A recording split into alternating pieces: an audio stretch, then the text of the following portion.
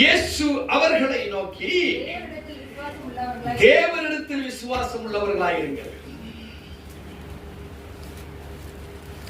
உங்களுடைய பர்சனல் விசுவாசத்தை இனிமேல் சிந்திக்காதீங்க என்பது இதில் அர்த்தம்.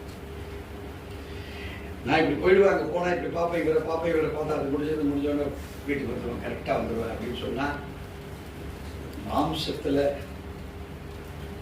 எது நடக்கணுமோ தான் நடக்கும். ஸ்பிரிச்சுவல் டிரான்ஸ்ஃபர்மேஷன் இருக்காது. நீங்க இது வரைக்கும் 1ஆம் தேதி வரைக்கும் வேலை செய்றீங்க, சம்பளம் வாங்குறீங்க. நீங்க நினைக்கலாம் ஸ்பிரிச்சுவல் ரெவலேஷன் கிடையாது. நீ மாம்சத்துல என்ன படிச்சிருப்ப? இன்ஜினியரிங் படிச்சா இன்ஜினியரிங் வேலை,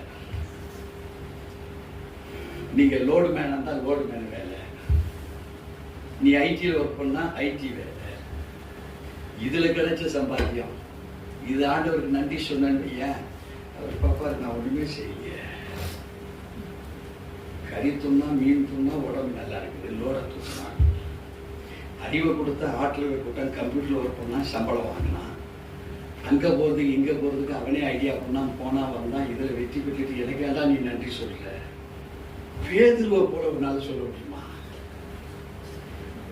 அவரால் உண்டான விசுவாசம், இவனை நீ பார்த்த இவனை, இத்தனை வருஷமா பார்த்த இவனை, முடவன சாதாரண சுகம் அல்ல, சர்வாங்க சுகம்.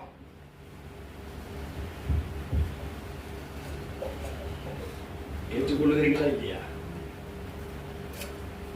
இன்னையிலிருந்து உன்னை கொண்டு சர்வாங்க சுகம் ஏற்படணும் எல்லாருக்குமே. நீ நிக்கிற பூமி சமபூமியா மாறணும். அதுக்கு என்ன தேவை? தப்பு. அதுக்கு என்ன தேவை?